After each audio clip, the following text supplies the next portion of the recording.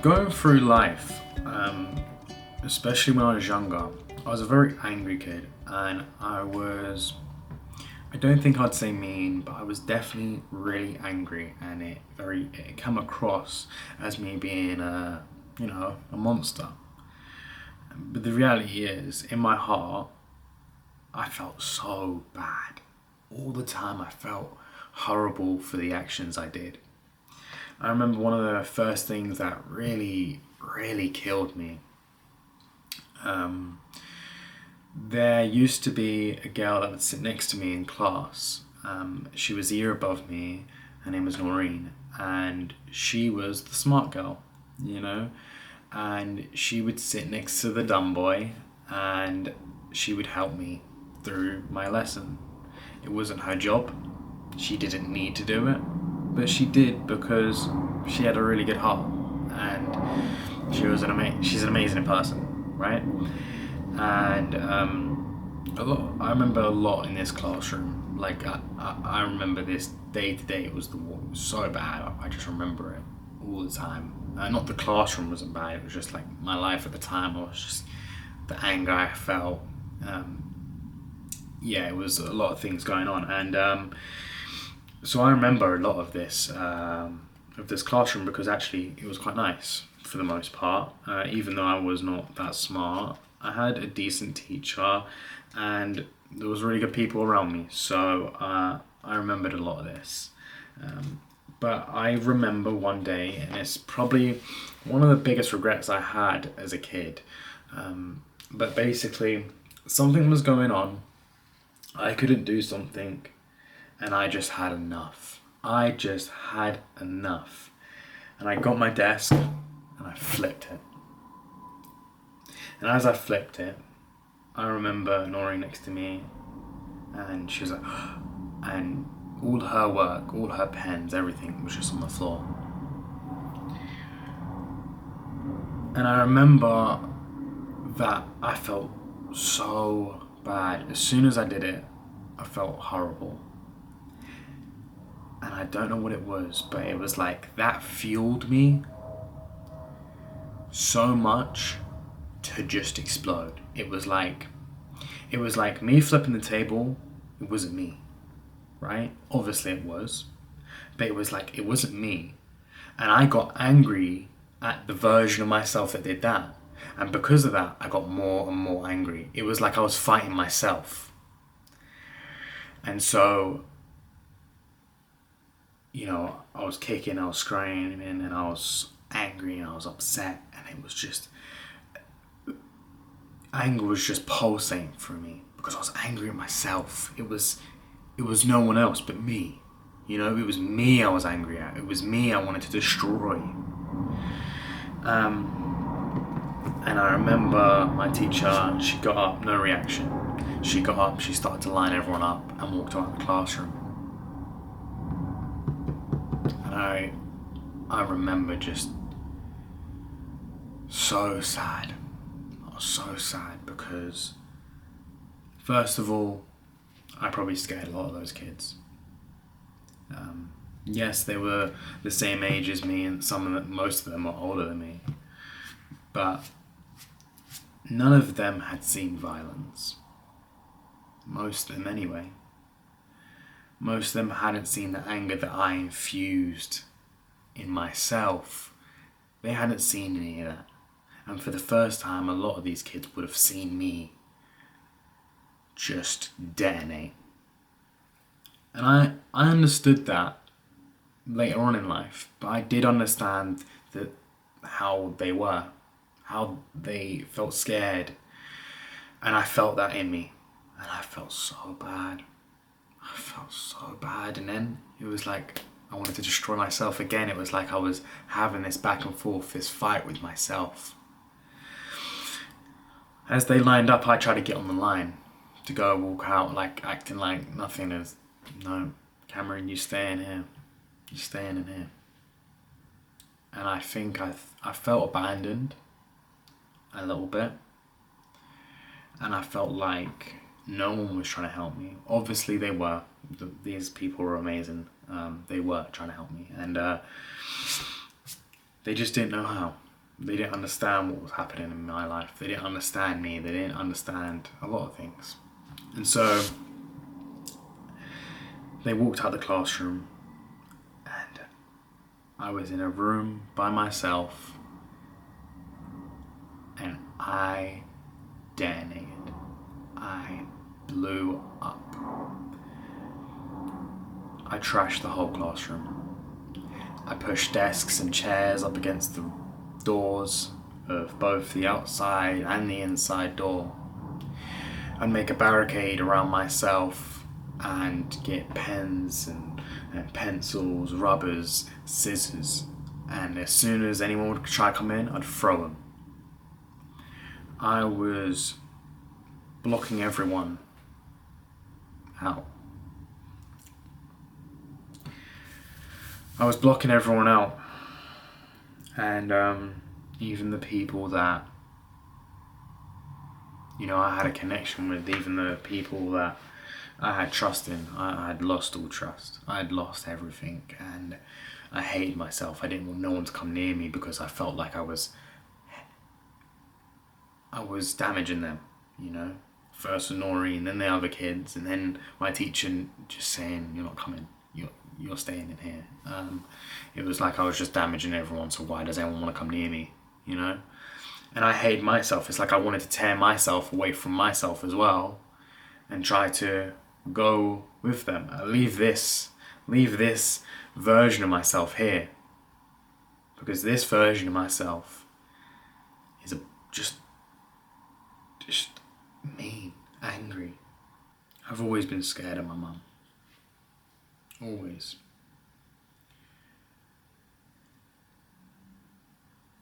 I've seen my mum cry a lot in my life. But this was the only time I got to see my mum cry because of what I had done. She was pregnant with my little sister at the time, and she came in and I was kicking and screaming. I remember this not as myself. I remember viewing it from here, and everyone's here. I'm viewing everyone, and that's how I remember it. When I'm picturing it in my brain, it's not, this whole memory is me outside. I'm not the person. It's like I'm viewing it as like a video or a, someone just showing me something. It wasn't me. And so my mum got me and she tried to restrain me and I'm kicking off. I'm just telling them, I'm kicking off. And bear in mind, I was scared of my mum. And so normally I would pipe down and I would say sorry straight away. No, I was so angry. And I remember my mum crying, not understanding why, and not understanding what was going on. And I think a lot of the anger I had, I didn't know where it was coming from. And I wasn't directing it at anyone. I think I was directing it mainly at myself. But yeah, and I remember after some time I sat there for what felt like hours and hours with my teacher and my mum. And I remember I'd calmed down and I started to clean up a little bit. And I asked, could I stay in school?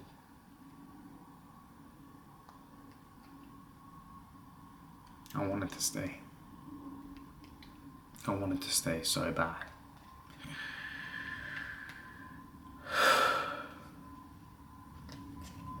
And I wanted to stay so bad, and obviously I couldn't. I had to go home. And whatnot. And when I tried to clean up, I was told by my teachers, don't worry about it. We'll clean it up. But I think I ended up cleaning up the whole classroom that day. Whilst they were talking and trying to calm me down, I just cleaned it up. Every little bit of it.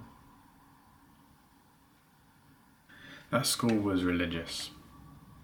It was a religious school, and I would always get very upset and angry because these people would talk about a God. And I would look around as a kid and I would see so many kids that had nice lives, a full packed lunch, new clothes, and happy lives. And I could see their mum and their dad, and they're happy. And I would come in as the kid that you just heard of, and I'd be like, well, why the hell am I not getting these things? Why the hell am I not being, why do I not have this good life? And at the time I was very resentful towards God. And I would say, well, God's here to make our lives great, isn't it? Obviously that's not true, but at the time as a kid I had no other understanding of it. So I grew more resentful towards God. As I grew up, more and more things happened and I grew so resentful towards Him. After a few days of me being suspended, I got to stay in this school, and it saved my life. It really did. I think if I had got expelled from this school, I think my life would have gone very, very, very downhill very quick. And my life would have probably been destroyed from this one action. And I know that sounds pretty crazy for some people, but for me, I understand what I learnt there. I understand the morals I gained from people that taught me. I understand all of these things that make me who I am today. And if I didn't have that, man, I'd still be that angry kid. I'd still be that angry kid that wants to just destroy himself. A few years later, I was doing very well in school. I'd still have my problems, of course, but for the majority, I was pretty good. And I remember I had a little bit of an argument with a teacher, and I'd go home and I'd talk to my mum because she got a call from school, and she'd be like, what's wrong with you? I hate that teacher. I hate her. She hates me. My mum said to me, Cameron, years back when you trashed that classroom and they had a meeting. They had a meeting whether to expel you or not. The only teacher that had your back, was the teacher you're saying you hate. Miss Ashby was the only teacher to have your back. That cut me deep. That cut me so deep. That teacher that practically saved my life, saved my life. I was, and I didn't know that at the time. But even at the time, it was like I couldn't understand that this person had saved my life, and yet I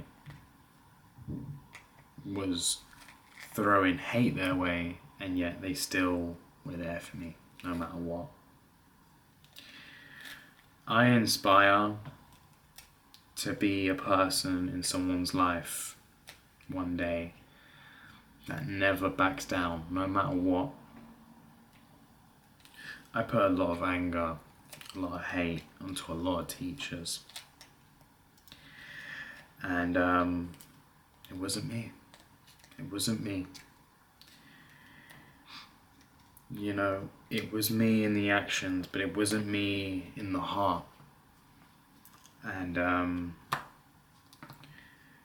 it wasn't It wasn't that it wasn't me, but it wasn't them. You know, it wasn't the anger that I was propelling forward to them. It was not their fault. The anger was not meant for them.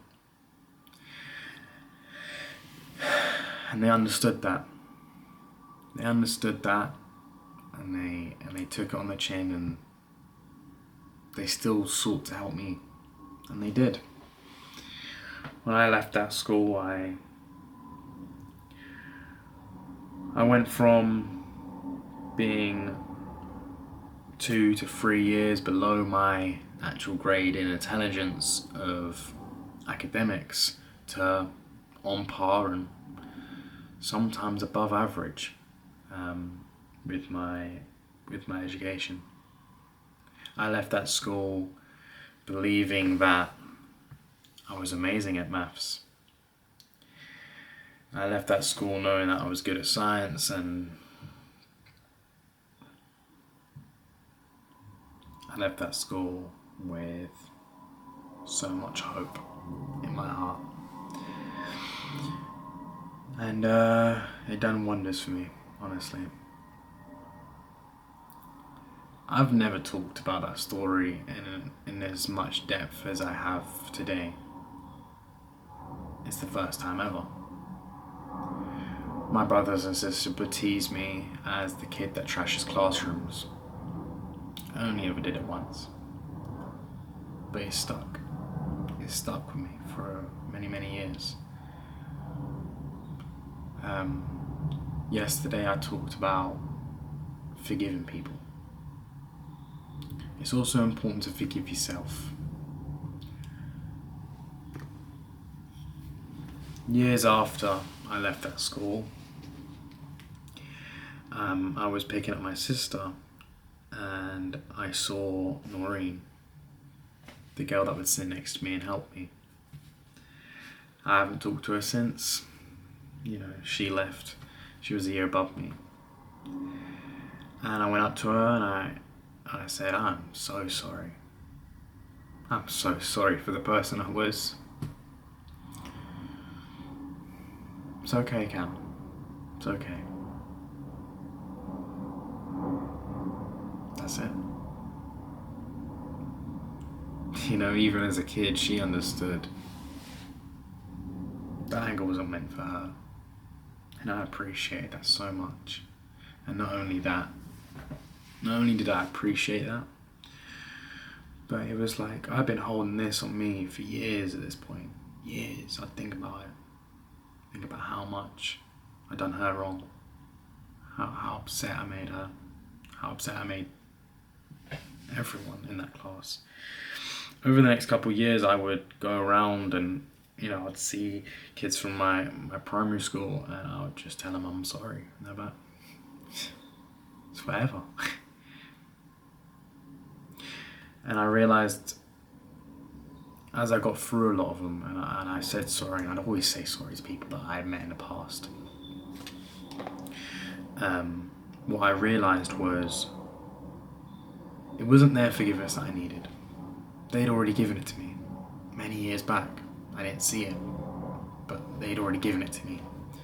The forgiveness I needed was from in here. To go, Cameron.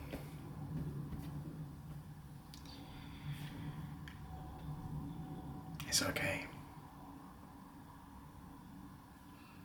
Nowadays, I mess up here and there. But I try to learn to forgive myself a lot faster, because I will never be perfect, and that's okay.